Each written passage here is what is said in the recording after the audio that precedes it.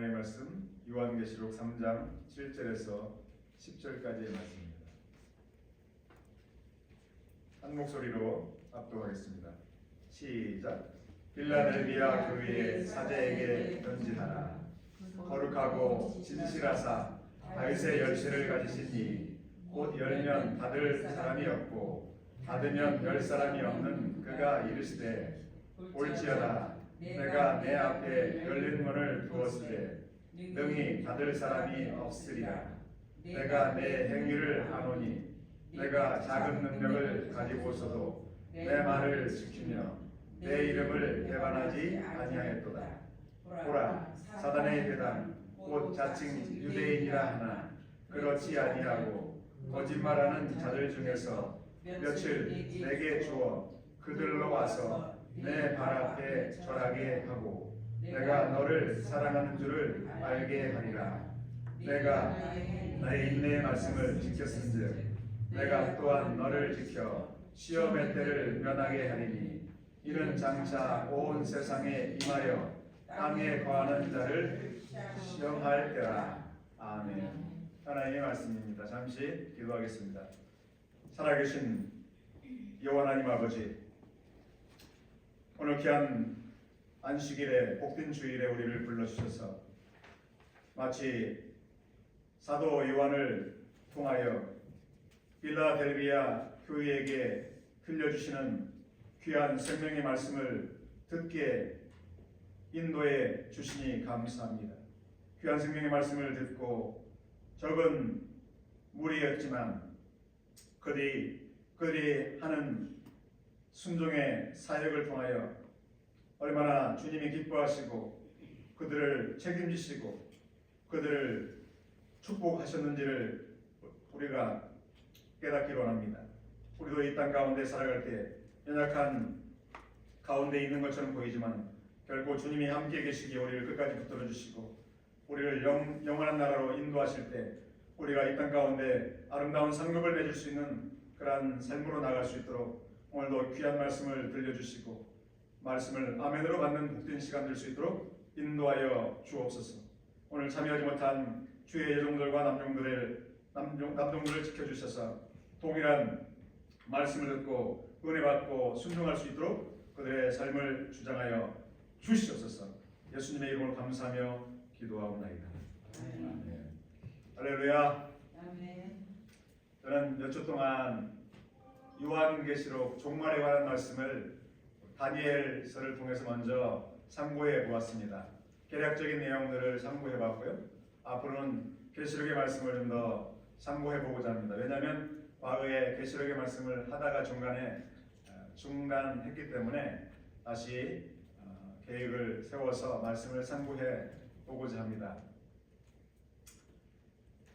예수님께서는 살아계신 줄로 믿습니다. 아멘.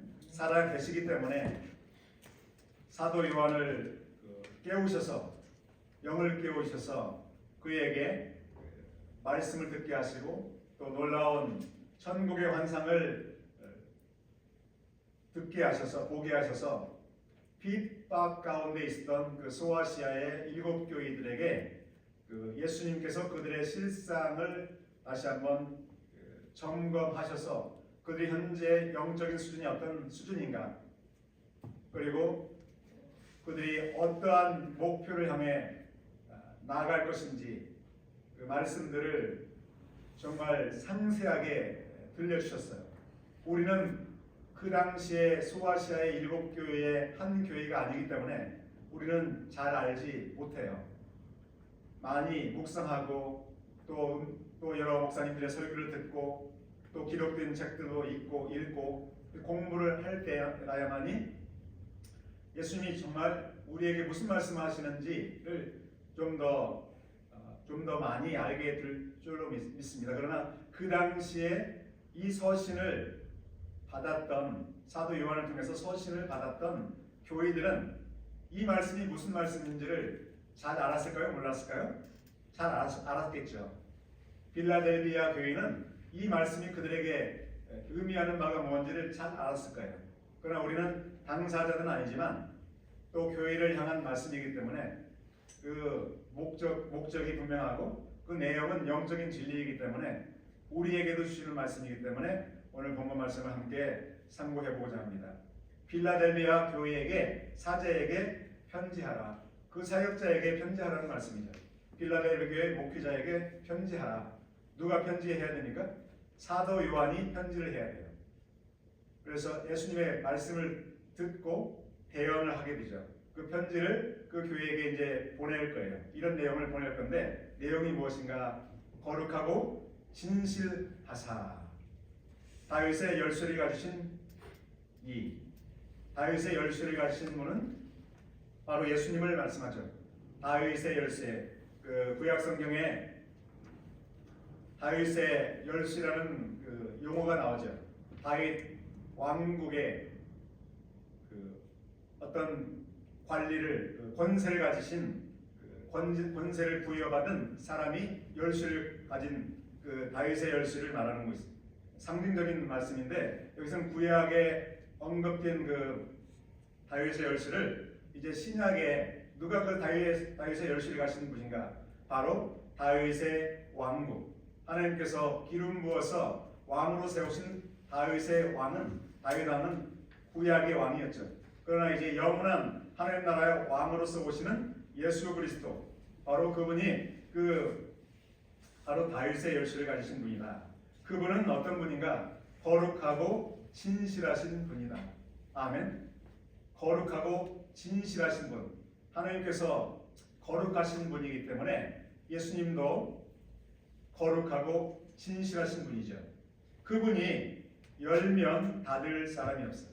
그 어느 문이 있는데 그 문을 그 키로 말미암아 문을 열면 어떻게 돼요?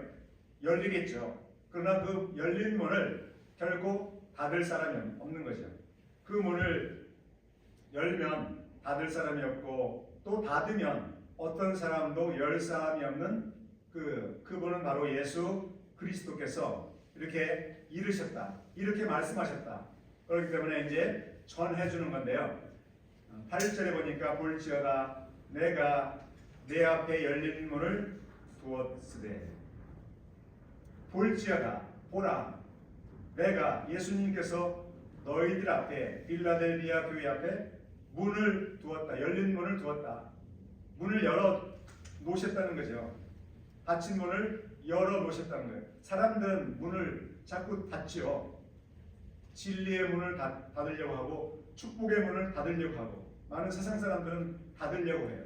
그 당시에 빌라델비아 교회의 상황을 지금 그들의 어려움이 무엇인지를 이제 부각시켜 주시는 거예요. 빌라델비아 교회는 비록 작은 교회였던 것 같아요. 작은 능력, 적은 능력을 가지고서도 이런 말을 보니까 규모가 크지 않고 재정적인 능력이 충분하지 않고 소수의 무리가 모여서 예배를 드리고 예수님께서 부여하신 전도의 사명을 감당했던 교회 같아요. 우리 교회보다는 컸겠지만 상대적으로 큰 교회 에베소 교회나 다른 교회에 비해서는 형편없이 작았던 것 같아요. 그럼에도 불구하고 그 교회는 예수님의 말씀, 전도하라는 말씀, 끝까지 복음을 전하라는 말씀, 그 말씀을 잊지 않고 끝까지 노력을 했던 것 같아요. 그런데 어떻게 돼요? 그 복음의 말씀을 전할 때 그 복음의 말씀을 전하지 못하도록 자꾸 막는 세력들이 있잖아요.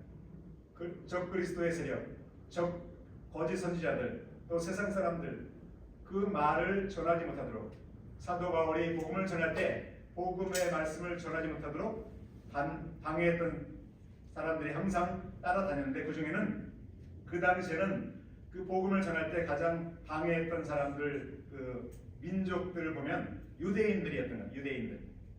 그래서 유대인이 분명히 여기 이름이 나오거든요. 9절에 보니까 유대인이라 하나.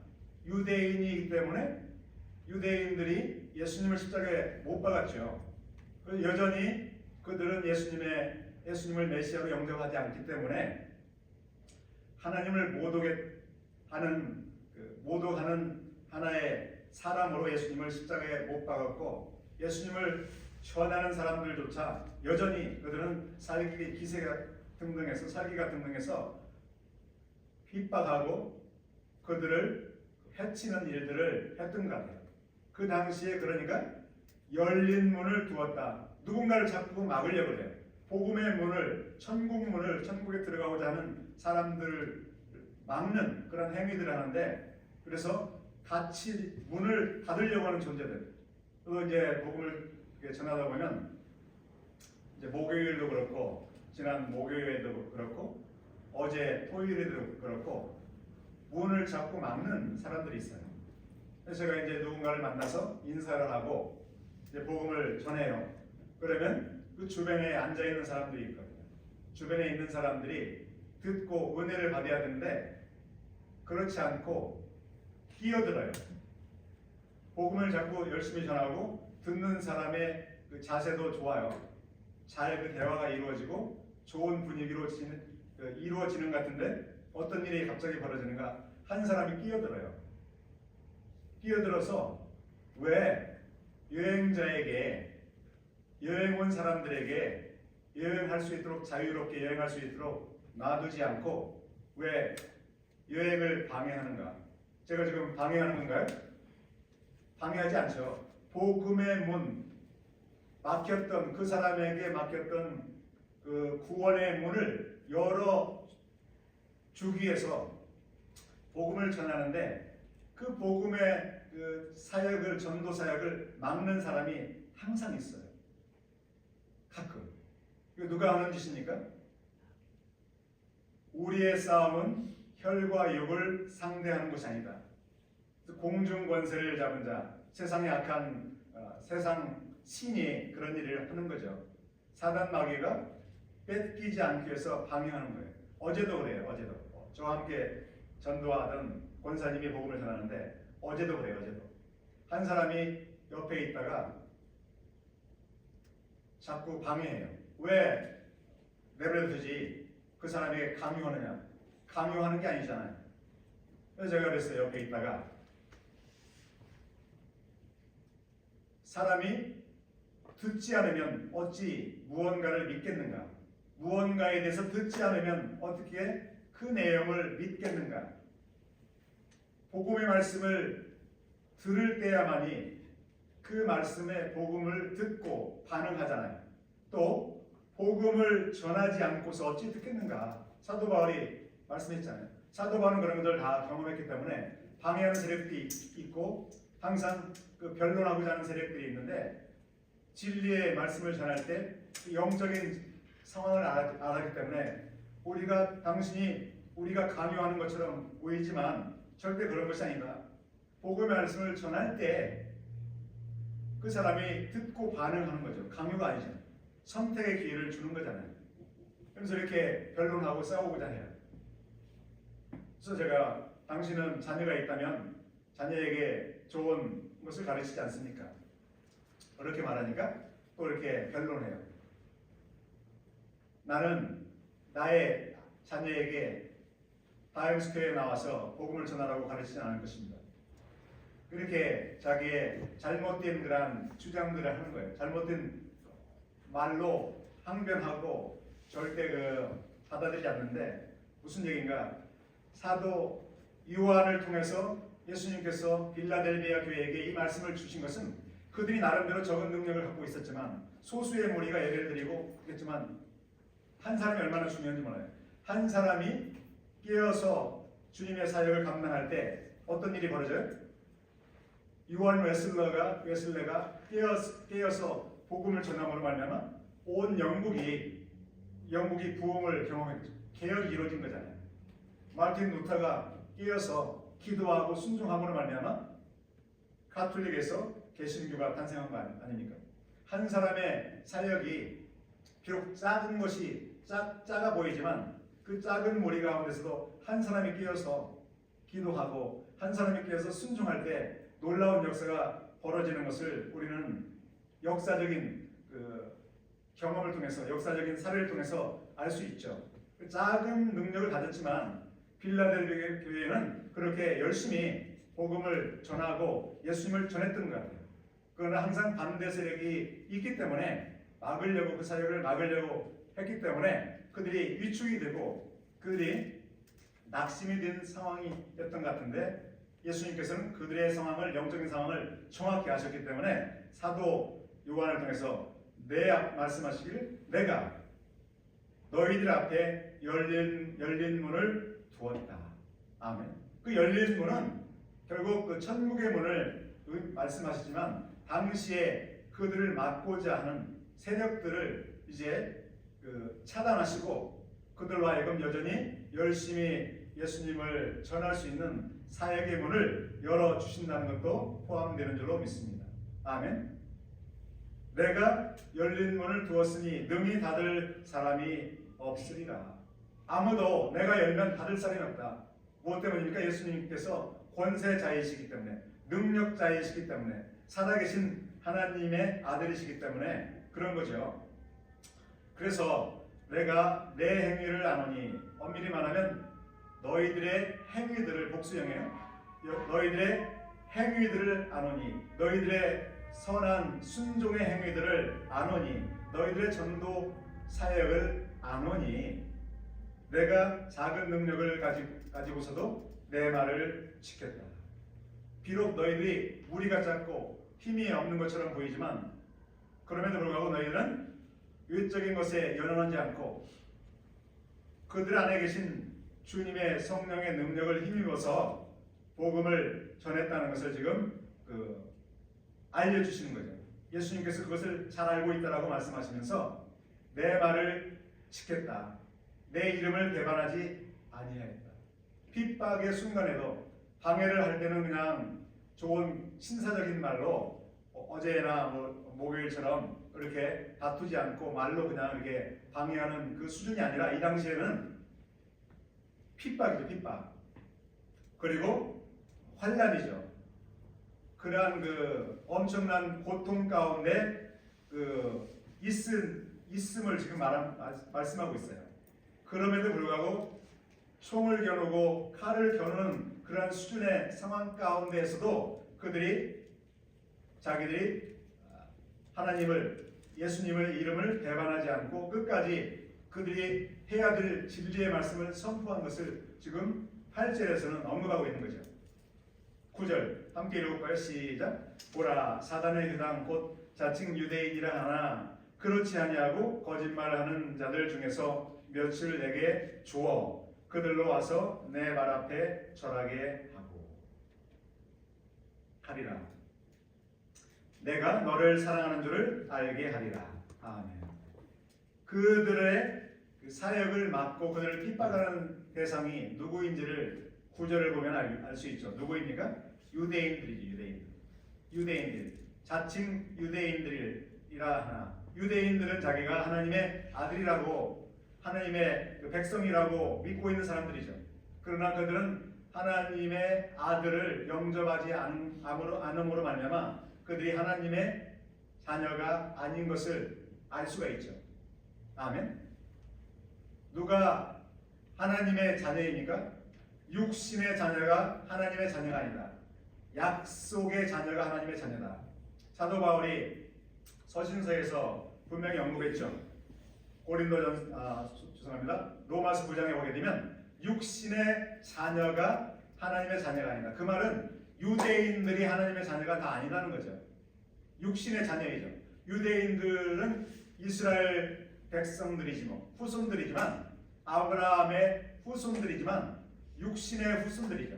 그러나 이삭으로 말미암아 약속을 얻은 자녀들, 아브라함에게 주신 하나님의 약속을 이삭을 통해서 얻은 사람만이 하나님의 자녀가 되죠.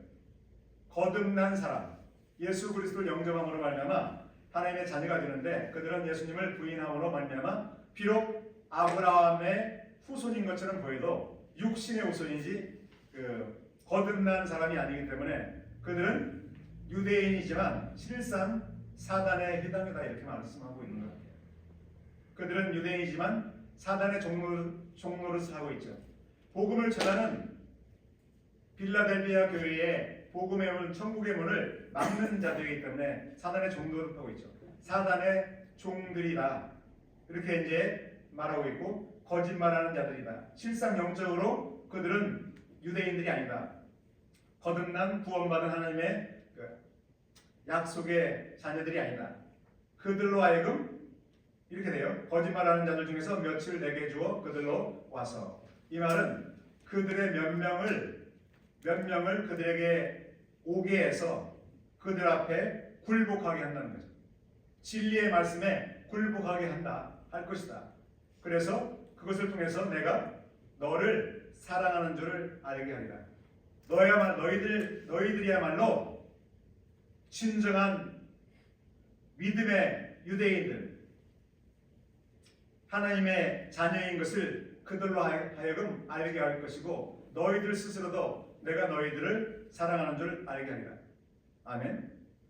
마지막 10절입니다. 함께 읽어볼까요? 10절입니다. 시작. 내가 나의 인내의 말씀을 지켰은즉 내가 또한 너를 지켜 시험의 때를 면하게 하리니 이는 장차 온 세상에 임하여 땅에 거하는 자들을 시험할 때라. 아멘. 이 절인데요.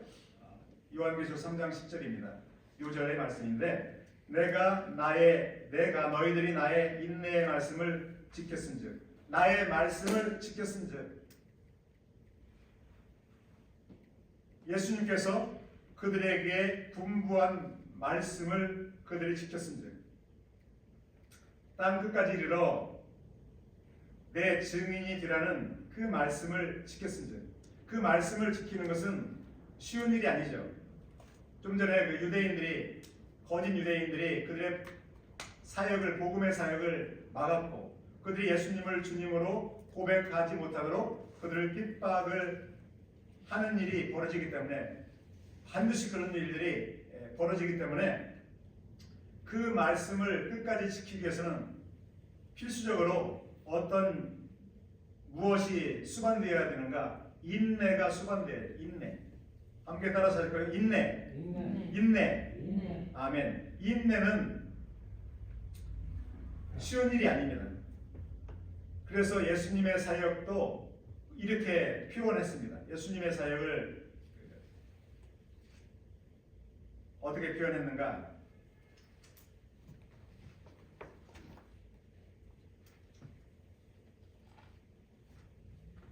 히브리서 12장 2절을 읽어보니까 이래요. 믿음의 주요 또 온전케 하시는 이인 예수를 바라보자. 그는 그 앞에 있는 기쁨을 위하여 십자가를 참으사 부끄러움을 개의치 아니하시더니 하나님 보좌 우편에 앉으셨느니라. 예수님이 십자가를 지시는 일은 결코 쉬운 일이 아니었습니다. 무엇 때문인가? 십자가의 고통은 참으로 견딜 수가 없는 고통이기 때문에 최고의 고통이죠. 인내는 무엇인가? 그 한자를 보게 되면, 한문으로 보게 되면, 인자는 한문으로 보게 되면 위에는 칼도가 있고 칼이 있고 밑에는 마음심이 있죠. 마음심은 심장을 말하고 위에는 칼이 있는데, 인내는 무엇을 의미하는가? 칼로 심장을 도려내는, 칼로 심장을 찌르는 그런 것을 참는 것을 인내라고 한다. 이렇게 설명을 하고 있는데, 인내의 수준이 어느 정도의 수준인가? 이 단순한 참음이 아니라 예수님께서 십자가에서 달려서 창으로 옆구리를 창으로 찔리고 못에 박히는 그 고통은 상상할 수 없는 고통이죠. 참을 수 없는 고통인데 그 정도의 인내를 지금 말씀하고 있어요. 예수님은 그것을 인내하신 거죠. 십자가를 참으셨기 때문에 우리의 구원자가 되셨는데, 그 구원의 기쁨, 그래서 구원받은 백성들을 보면 예수님께서 얼마나 기뻐하시겠어요. 하나님께서 자녀를 사랑하시는 그 사랑은 기쁨이 수반되는 그 사랑이죠. 할머니 할아버지가 계신 분들은 손자 손녀를 키울 때 그런 기쁨을 경험하시잖아요. 그것을 보게 되면 하나님이 우리 자녀를 얼마나 기뻐하시는가. 우리는 우리의 경험을 통해서 하나님이 얼마나 우리들을 자녀들을 사랑하시는가, 무엇 때문에 그토록 사랑하시는가, 그만큼 피값으로 사셨기 때문에 우리를 그렇게 기뻐하시고 사랑하시는 것이 아니겠습니까? 그래서 그 인내의 말씀, 그 예수님께서 경험하셨던 그 인내의 수준에 이르는 그 사역이죠. 예수님의 말씀을 실천하기 위해서, 순종하기 위해서 그들이 치러야 했던 그 인내, 그 인내의 말씀을 지켰은즉, 인내를 통해서 그 말씀을 지켰은즉, 예수님께서 경험하셨던 그 인내는 미달될지 몰라도 인간으로서는 최고의 인내를 경험하면서 예수님의 복음의 말씀을 전하기 위해서 순종하였기 때문에 예수님은 뭐라고 약속하시는가? 축복의 말씀을 주시는가? 내가 또한 너를 지켜 시험의 때를 면하게 할 것이다. 아멘. 이게 인내의 말씀을 지켰다는 것은 단순 과거예요. 과거에도 제가 설명드린 것처럼 단순 과거는 과거에 한 번 일어났던 일을 말해요. 우리가 예수님을 구주로 영접했던 것은 단 한 번의 사건이잖아요. 그 한 번의 사건으로 말미암아 우리가 예수님을 영접하는 것은 단 한 번의 사건인데, 그것은 우리가 이미 하나님의 자녀로 거듭난 것을 말하는 거죠. 그래서 하나님의 자녀가 된 것을 말하죠. 생명책에 이름이 기록된 것을 말하는데, 이들이 복음의 말씀을 전할 때 그들을 핍박했던 유대인들과 이방인들이 있었을 거 아니에요. 그들이 그들을 죽이기 위해서 칼을 들이대고 창을 들이대고 뭔가 그들이 그 순간을 버티지 않으면 버틸 수 없을 만큼의 그 수준의 그 핍박을 했을 때, 그럼에도 불구하고 그들은 그 핍박을 이긴 거예요.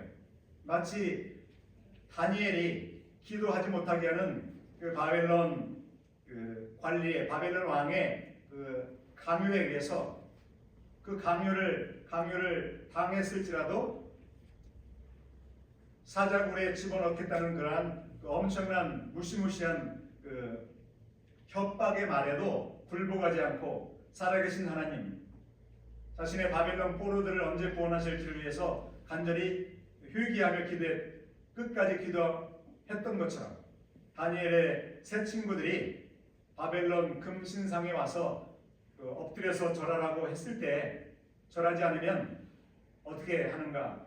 풀무불에 형체도 남지 않을 정도로, 뼈도 남지 않을 정도로 죽임을 당할 수밖에 없는 그런 협박, 핍박의 순간에도 그들이 굴복하지 않고 죽으면 죽겠습니다, 죽으면 죽으리라는 그런 각오로 말미암아 끝까지 나는 하나님만을, 살아계신 하나님, 우상을 숭배하지 않고 살아계신 창조주 하나님, 나를 지으셨고 나를 구원하신 하나님만을 나는 경배하겠습니다라고 그러한 그 결단을 가지고, 그와 같은 결단을 가지고 빌라델비아 교인들이 인내의 말씀을 지킨 거죠. 그 최고의 핍박의 순간을 이겨낸 거죠. 그렇기 때문에 나는 너희들을 지켜서 시험의 때를 면하게 하리니, 그 시험의 때는요 일반 시험의 때가 아니라 마지막 시험의 때예요. 그래서 제가 설교 제목에 마지막이라는 말을 썼어요. 어떻게 그것을 알 수 있습니까? 이는 그 시험의 때에 대한 부연 설명인데, 장차 온 세상에 임하여 땅에 거하는 자들을 시험할 때, 장차 온 세상에 임한다. 그것은 마지막 7년 환난 기간에 적그리스도에게서 시험이 주어지는 그것을 말하죠. 그때의 그 시험의 때를 면하게 하리니, 이렇게 되어 있는데, 실제 원문을 보게 되면 이렇게 되어 있습니다. 너를 지켜 시험의 때를 면하게 하리니는 동사가 하나밖에 없어요. 그러나 이제 이것을 풀어서 부연으로 설명했는데, 그러므로 말미암아 우리가 오해할 수 있지만 명쾌하게 되어 있어요. 원문은 너를 시험의 때로부터 지킬 것이다. 이렇게 돼 있어요. 아멘. 함께 따라서 하실까요? 너를 시험의 때로부터 지켜줄 것이다. 이렇게 돼 있어요. 그러니까 뭐 면하게 하리니 이런 말은 없어요.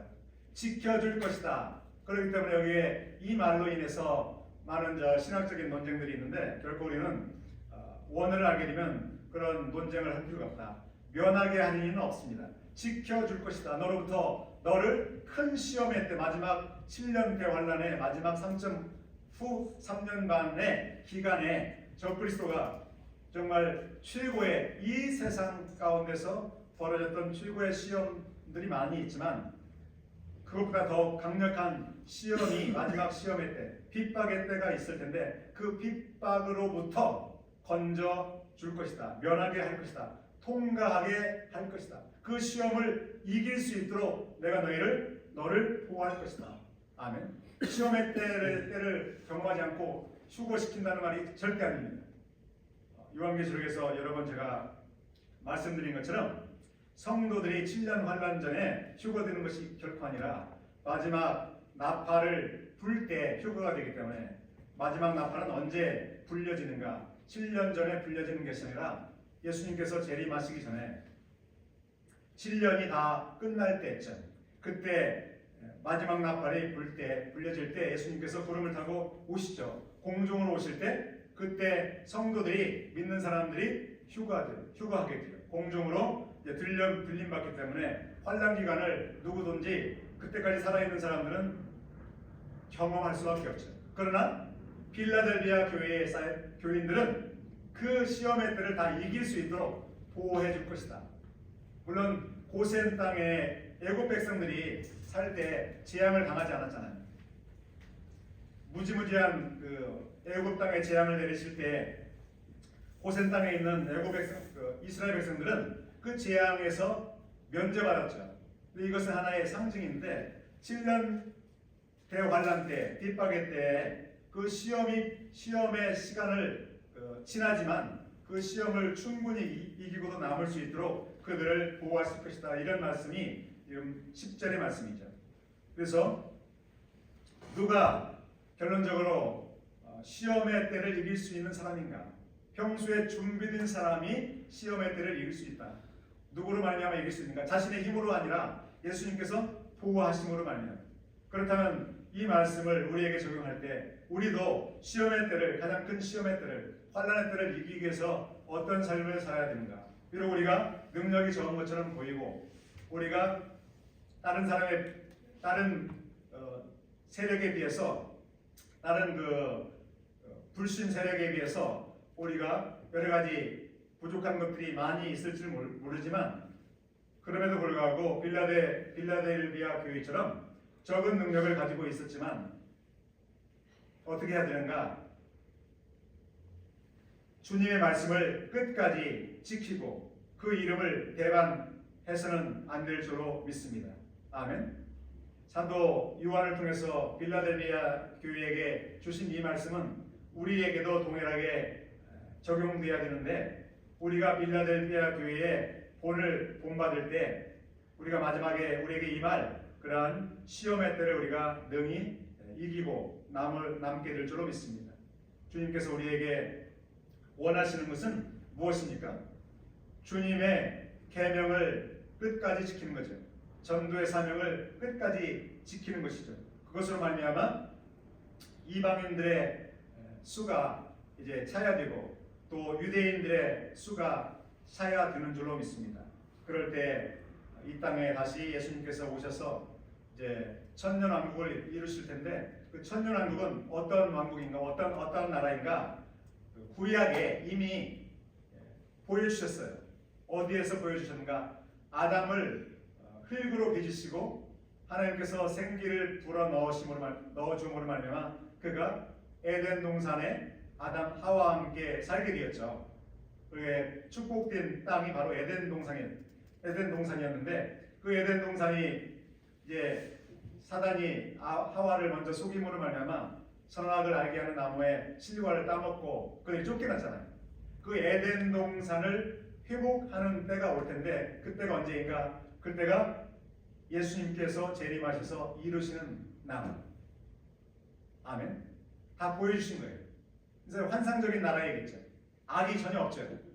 왜냐하면 사단을 결박시키기 때문에. 그러나 그 당시에는 이제 유대인들 이제 구원받게 되는 유대인들은 이제 부활체를 입지 않았기 때문에 잠정적인 그런 어떤 죄성들을 갖고 있겠죠. 그러나 그 나라를 다시 회복시킴으로 말미암아 하나님의 창조, 재창조가 이루어지는 거죠. 그 나라를 우리는 그래서 바라보아야 하는데 빌라델베 교회가 적은 능력을 가지고 그 사단의 휘담들을 물리치고 그들을 제한했었던 그 비결은 무엇입니까? 그들의 믿음이죠. 어떤 믿음인가? 그 나라, 예수님께서 약속하신 새 하늘, 새 예루살렘, 새 하늘과 새 땅을 바라보는 그들의 믿음이 그들 가운데 있었기 때문에 마치 누구와 같은 그 믿음인가? 모세가 가졌던 그런 믿음이라고 저는 생각합니다. 모세, 히브리서 보게 되면 모세에 관한 말씀을 11장에 이렇게 하고 있습니다. 11장 26절에 보니까 그리스도를 위하여 받는 수모를 애굽의 모든 보화보다 더 큰 재물로 여겼으니 이는 상 주심을 바라봅니다. 24절 25절 믿음으로 모세는 장성하여 바로의 공주의 아들이라 칭함받기를 거절하고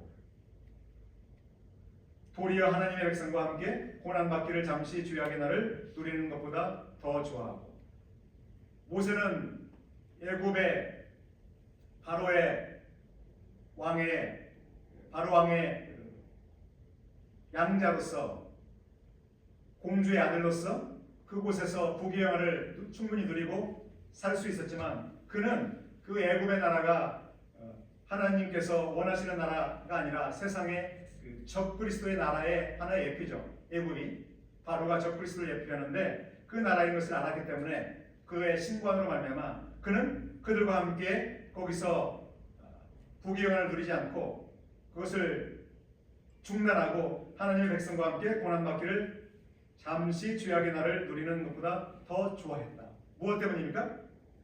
그것은 무엇 때문인가? 그 비결은 상주심을 바라보기 때문에 하나님 나라에서 상주심을 바라본다. 그리스도를 위하여 받는 수모를 견딤으로 말미암아 상주시는 그 하나님의 상을 바라보았기 때문에 그가 그 애굽을 떠나서 이스라엘 백성들과 애굽의 종노를 했던 이스라엘 백성들과 함께 그 고난을 이기고 또 애굽 땅을 출애굽함으로 말미암아 그 가나안 땅을 향하여 그가 나아가게 된 것은 그의 믿음으로 말미암아 이루어진 거죠.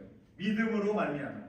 히브리서 11장에 보게 되면 중요한 단어가 있다면 믿음으로예요. 믿음으로. 함께 따라서 하실까요? 믿음으로. 그래서 빌라델베 교회가 그런 핍박 가운데 죽임을 당할 위기의 순간에도 그런 순간의 핍박 가운데서도 그들이 끝까지 예수님을 전했던 것은 그들의 신과의 믿음을 포기하지 않았던 것은 무엇입니까? 그들을 구원하셨던 예수님의 구원의 은혜를 그들이 알고 그 믿음을 끝까지 지킴으로 말미암아 그러한 축복을 받게 된 줄로 믿습니다. 사랑하는 성도님 여러분, 우리도 빌라델비아 교회의 그러한 믿음, 성도들의 믿음, 핍박이 임할지라도 끝까지 견딤으로 말미암아 하나님께서 마지막 때에 임할 그러한 어떠한 환난도 능히 이길 수 있는 그러한 사람들이 교회가 되기를 이 아침에 주님의 이름으로 간절히 소원하며 축복합니다. 아멘. 기도하겠습니다.